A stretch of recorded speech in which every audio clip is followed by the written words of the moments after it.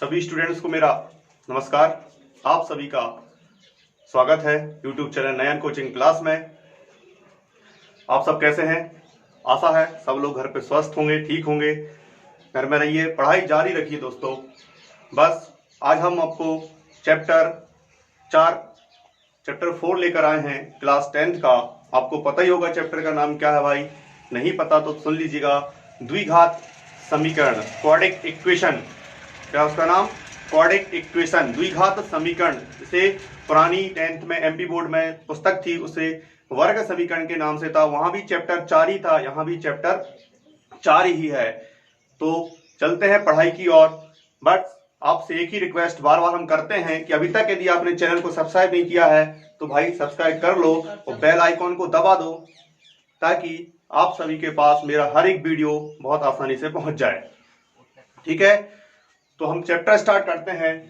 Chapter 4 द्विघात समीकरण, जिसे हम कहें द्विघात समीकरण। बस इस चैप्टर का अर्थ समझने के लिए अंत तक बने रहिए। वीडियो को अंत तक जरूर देखना है, ताकि आपको मैं बहुत ही इजी तरीके से आपको समझा दूंगा कि आखिर द्विघात समीकरण क्या होता है। इसके लिए आपको वीडियो के अंत तक जुड़े रहना होगा भाई। ठीक है, तो क्योंकि क्लास 10th वाले पहली बार इस चैप्टर को पढ़ रहे हैं, है ना, तो बता दूं कि इसका जो ब्लूप्रिंट है भाई, वो 5 नंबर का एक क्वेश्चन आएगा आपका। 5 अंक का एक प्रश्न आएगा यहां सर। आप ब्लूप्रिंट को नोट डाउन जरूर करते रहना भाई, क्योंकि इसके बिना पढ़ना कोई भी मतलब का नहीं है। पता ही नहीं है कि हम चैप्टर तो पढ़ रहे हैं पर कितने अंक का प्रश्न आएगा, तो ऐसा पढ़ने से कोई मतलब नहीं। इसलिए चैप्टर पढ़ने से पहले आप इस चीज को नोट डाउन कर लें कि यहाँ से 5 अंक का एक प्रश्न आएगा, और एक अंक का जो आएगा वो आपका क्या आएगा भाई, एक वस्तुनिष्ठ आएगा, ऑब्जेक्ट आएगा आपका। ऑब्जेक्ट है ना भाई, क्या आएगा? वस्तुनिष्ठ आएगा। तो 5 और 1 कितने अंक हो गए? 6 अंक। मतलब टोटल आपका जो चैप्टर है वो कितने अंक का है भाई? 6 अंक का। ये आपके दिमाग में बिठा लो बिल्कुल का, है ना, कि ये चैप्टर 6 अंक का है। 5 अंक का एक प्रश्न आएगा यहाँ से और 1 अंक का वस्तुनिष्ठ आएगा। वो आपको बताऊंगा मैं किस टाइप का प्रश्न आते हैं। अभी आपको चैप्टर का बेसिक समझना है कि आखिर चैप्टर कहता क्या है। चलिए भाई, द्विघात समीकरण, क्वाड्रेटिक इक्वेशन आखिर होती क्या है? किस इक्वेशन को हम द्विघात समीकरण कहते हैं? सबसे पहली बात तो वो समझना होता है।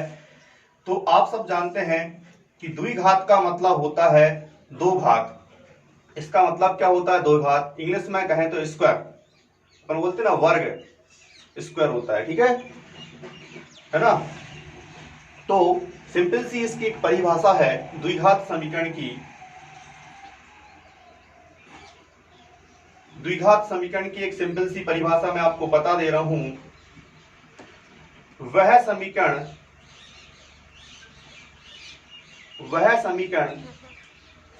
जिसमें अज्ञात राशि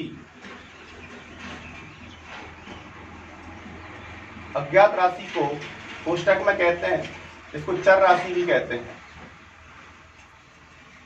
चर राशि की अधिकतम घात 2 हो। कितनी हो? वह समीकरण जिसमें अज्ञात राशि की अधिकतम घात कितनी होना चाहिए भाई? 2 हो, है ना।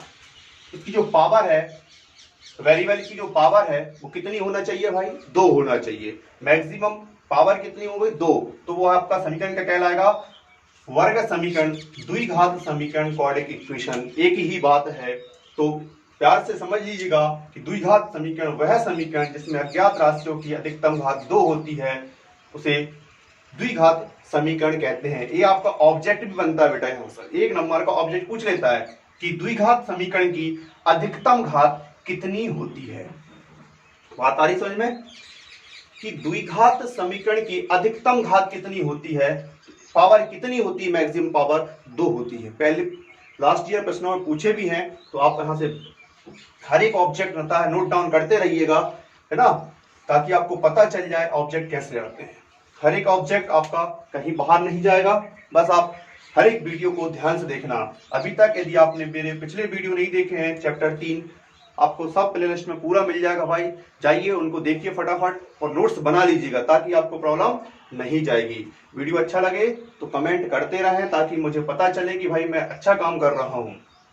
चलिए, तो द्विघात समीकरण आपके दिमाग में बैठ गया होगा कि वह समीकरण जिसमें अज्ञात राशि मतलब चर राशि की अधिकतम घात कितनी होनी चाहिए, मैक्सिमम पावर कितनी होना चाहिए, 2 हो। वो आपका क्या होता है ना, ऐसा इक्वेशन जिसमें वेरिएबल की जो वेरिएबल होता है उसमें मैक्सिमम पावर कितनी होना चाहिए, 2 होना चाहिए। यहाँ पे निश्चित नहीं है, पर यहाँ पे द्विघात समीकरण में एक बात निश्चित होती है कि इसमें 2 वेरिएबल नहीं आते, 2 चर नहीं आते, एक ही चर आएगा, या तो x x का होगा या तो y y का। ऐसा कुछ नहीं है ना भाई, नहीं तो पता चले ऐसा बना दिया 2x प्लस 3y प्लस का 1, कहो कि ये द्विघात समीकरण है, तो बिल्कुल नहीं है मेरे भाई, है ना।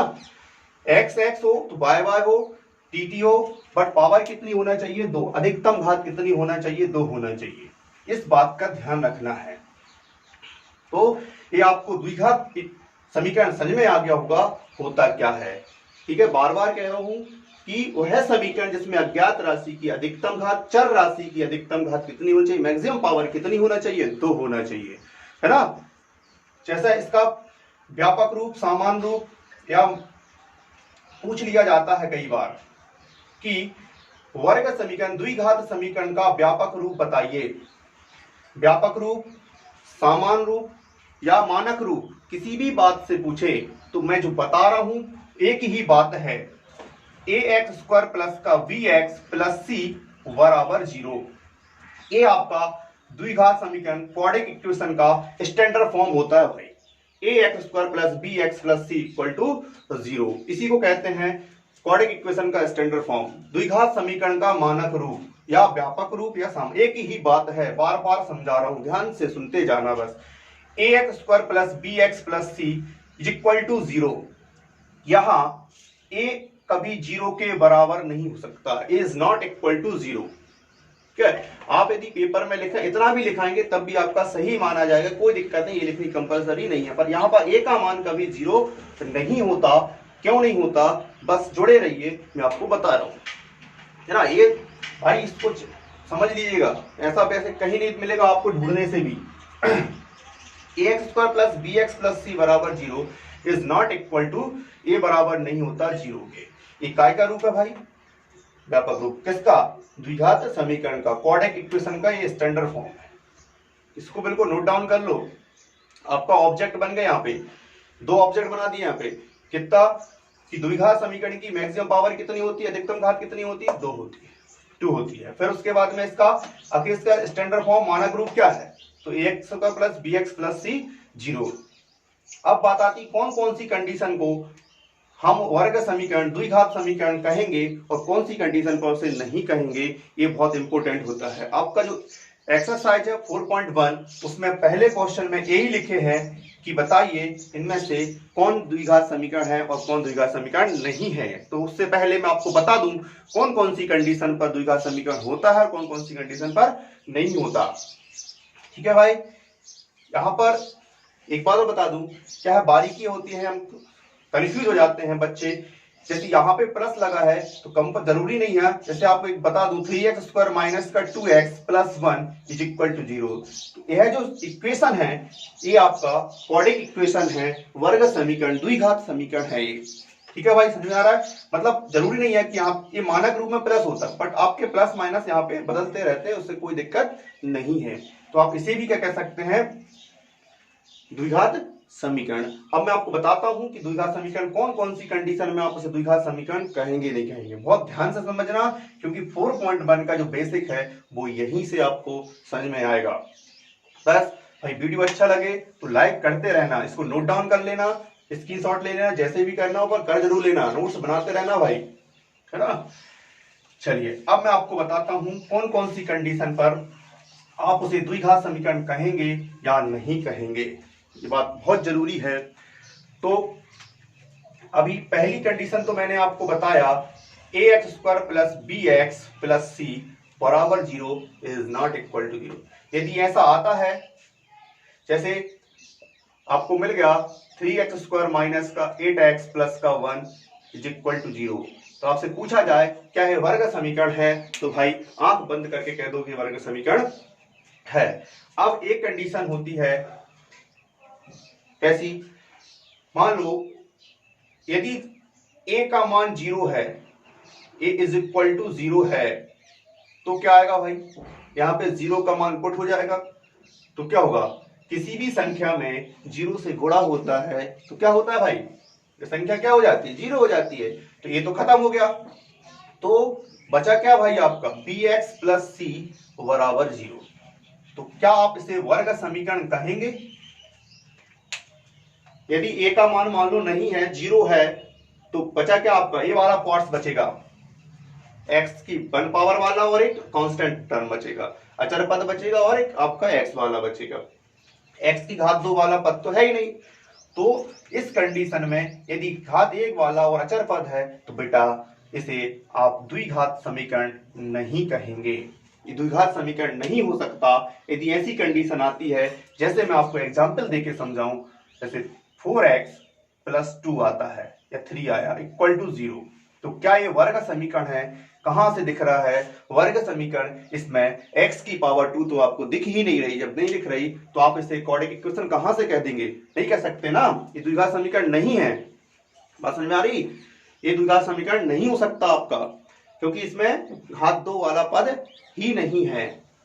ठीक, बहुत नोट डाउन करते जाना भाई, क्योंकि 4.1 अभी 2020 में एक क्वेश्चन आ गया था, बताइए निम्नलिखित वर्ग समीकरण है कि नहीं, फर्स्ट ही क्वेश्चन था सर, है ना, तो उसे सॉल्व करके देखना पड़ता है, गलती हो जाती कई बार, आंख बंद किया हाँ वो तो है कि वर्ग समीकरण, आप ये कंडीशन समझ लोगे तो कभी गलत नहीं होगा भाई, चैलेंज देता हूं। चलिए थर्ड कंडीशन, मान लो जब अभी यहाँ पे a का मान 0 है, a का मान क्या है 0 है, ठीक। अब यदि मान लो a का मान भी 0 है और b का मान भी 0 हो गया, तो बचा क्या समीकरण में, मतलब a यहाँ पे कौन होता है, a जो है वो x की घात 2 का कोफिशिएंट है, a जो है वो x की घात 2 का गुणांक है, और b जो है वो x का गुणांक है। किसका गुणांक है, x का गुणांक, ठीक। अपन यहां पर दोनों के मान 0 हो गए, a भी 0 हो गया, b भी 0 हो गया, भाई ये पूरा खत्म हो गया, बचा कौन, c इक्वल टू 0, मतलब जैसे कहें तो 5 बराबर 0, जरा अचर पद बचा, तो क्या ये वर्ग समीकरण होगा, तो भाई ए भी नहीं होगा। क्यों, क्योंकि इसमें घात 2 वाला पद भी नहीं है, है ना, घात 2 वाला पद भी नहीं है और अचर पद भी नहीं है, ये वाला पद भी नहीं है अपना bx वाला, और एक ही x घात 2 वाला भी नहीं है, तो ये आपका भी वर्ग समीकरण नहीं होगा इस कंडीशन में।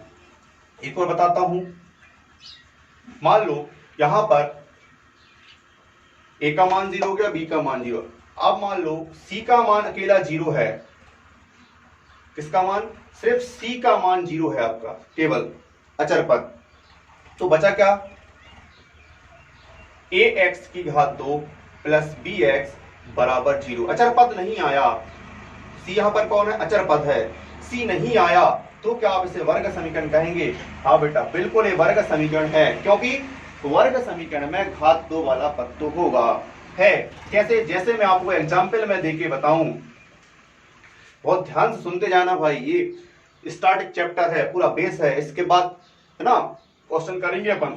तो जैसे मैं आपसे कहूं 3x स्क्वायर माइनस का 2x इज इक्वल टू 0, यदि आपका ऐसा कहीं इक्वेशन आती है और आपसे कोई पूछे, इस टाइप का कोई आता है जिसमें आपका घात 2 वाला पद भी रहे और एक घात वाला पद भी रहे, प्लस माइनस से कोई मतलब नहीं, ये दोनों इस टाइप के दोनों पद रहे, अचर पद ना हो, सी वाला कांस्टेंट टर्म ना हो, तो आप उसे कह सकते हैं बेटा कि ये द्विघात समीकरण होता है, ये आपका द्विघात समीकरण है ना।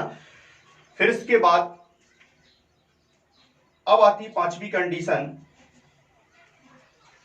कि मान लो c का मान भी 0 है और b का मान भी 0 है, c और b दोनों 0 हो जाए, मतलब क्या हुआ, x का गुणांक और अचर पद दोनों 0 हो जाएं, बात समझ में आ रही ना।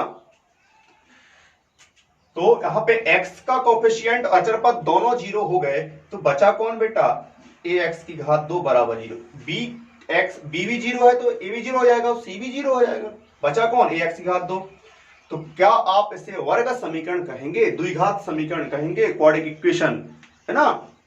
तो बात एक ही है, कहेंगे बिल्कुल, क्योंकि घात 2 वाला पद होना चाहिए बस, चाहे लास्ट का कुछ भी ना रहे। जैसे फॉर एग्जाम्पल में समझ लो भाई, जैसे कोई कहे कि 5x की घात 2 इज इक्वल टू 0, क्या ये वर्ग समीकरण है? तो कह दो कि है। क्यों? क्योंकि इसमें घात 2 वाला, पावर 2 वाला टर्म है, पद है, ठीक है। इसमें दोनों पद नहीं है, बाकी कौन कौन से? x वाला और अचर पद। तो कोई दिक्कत नहीं, बस घात 2 वाला बस होना चाहिए, क्योंकि द्विघात समीकरण की मैक्सिमम पावर कितनी होती है? अभी बताया था मैंने थोड़ी देर पहले, कितनी होती है? 2 होती है। तो और एक बात और आ जाए, यदि आपसे कहीं पेपर में ऐसा पूछ दिया 3x की घात 3 प्लस 4x स्क्वायर प्लस का 5x प्लस 1, क्या ये वर्ग समीकरण है? तो भाई वर्ग समीकरण, वर्ग मतलब स्क्वायर, है ना?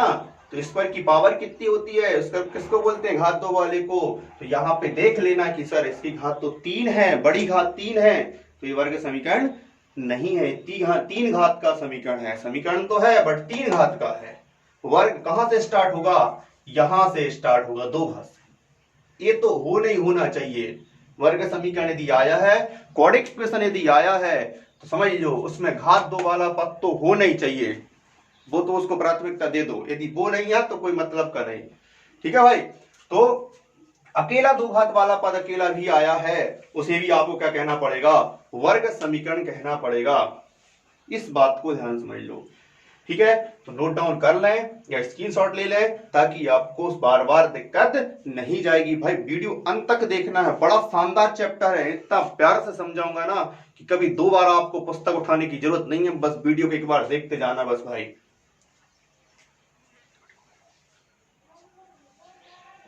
ये बेसिक है भाई, आपने समझ लिया होगा। इस चैप्टर में हम बेसिक ही समझेंगे, है ना। एक कंडीशन और रह गई है, समझाता हूं। ये तो 5वें नंबर क्यों गई, देखो ध्यान से। कौन सी? केवल मान लो ओनली बी का मान 0 आता है, 6वें नंबर की कंडीशन है, जो भी है। मान लो only B is equal to 0 हो, only B is equal to 0 हो, तो क्या बचेगा? ए एक्स की स्क्वायर, ए एक्स का स्क्वायर प्लस क्या आएगा? C is equal to 0। B हमने कहा 0 हो गया, मतलब x का गुणांक 0 है, तो x वाला पद नहीं आएगा, है ना। तो जो पद नहीं आएगा तो ये 0 हो जाएगा। बचा कौन? A X square plus C is equal to क्या बचा? 0 बचा, है ना। A X square plus C is equal to. For example में जैसे मैं आपसे कहूं, जैसे बना दीजिए भाई, है ना, 5x स्क्वायर माइनस का 2 इक्वल टू 0। ये आपका कौन सा पद है? इसमें एक x की घात 2 का पद है और इसे आपका कहेंगे अचर पद है, कांस्टेंट टर्म है, ठीक है। तो क्या ये वर्ग समीकरण है? तो बिल्कुल क्या है? वर्ग समीकरण है। यदि ऐसी सिचुएशन यदि आपकी आती है, आप सॉल्व कर रहे हैं और ऐसी सिचुएशन आ गई, ऐसी कंडीशन आ गई, तो आप बिल्कुल लिख दीजिएगा कि ये वर्ग समीकरण है, क्वाड्रेटिक इक्वेशन है, ठीक है भाई, कोई दिक्कत नहीं है। तो ये 6 कंडीशन है, इनको नोट डाउन पढ़ लेना, एक बार प्रैक्टिस कर लेना भाई, ताकि आपका एक नंबर कहीं ना जाए। हो सकता है 2021 में फिर से आ जाए, तो आपकी कंडीशन पूरी आपके दिमाग में बिठा लो बिल्कुल, है ना। समय पर्याप्त है, पढ़ने में कमी मत करना भाई, नहीं तो पछताओगे। चलिए, तो ये चैप्टर 4 का बेसिक था, ठीक है भाई, जो कि मैंने आपको बेहतर तरीके से दिमाग में भर दिया है। वीडियो को अंत तक जरूर देख लेना, और यदि अभी तक भी अपने चैनल को सब्सक्राइब नहीं किया है तो कर लो भाई, नहीं तो पछताओगे, बता दे रहा हूं मैं आपको। और बेल आइकॉन जरूर दबा देना, ताकि मैं आपको वीडियो बहुत ही प्यारे से तरीके से पहुंचा दूंगा, ठीक है। अब हम नेक्स्ट वीडियो मिलेंगे 4.1 के साथ। किसके साथ भाई? 4.1 एक्सरसाइज, बहुत ही शानदार तरीके से समझाऊंगा, बस वीडियो का इंतजार करना, मैं आपको वीडियो अपलोड जरूर करूंगा।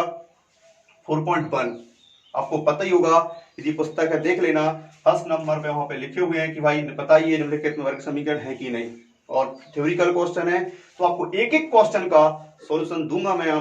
बस मेरे हर एक वीडियो को देखते जरूर जाना, लाइक और शेयर करना नहीं भूलना भाई, ताकि कोई भी दोस्त ना रहे, सबके पास पहुंचा दो। जहां भी आप इंस्टाग्राम, जहां भी आप जो भी चलाते हो, सब जगह शेयर कर दो भाई, कोई दिक्कत नहीं है। व्हाट्सएप स्टेटस डाल दो, ग्रुप में डाल दो, फेसबुक पर डाल दो, बट डाल दो, कहीं भी फैला दो, ताकि हर एक बच्चे के पास अपना वीडियो पहुंचाना चाहिए।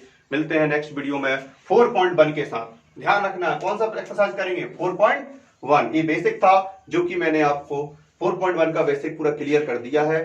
ठीक है भाई, बाय बाय, मिलते हैं।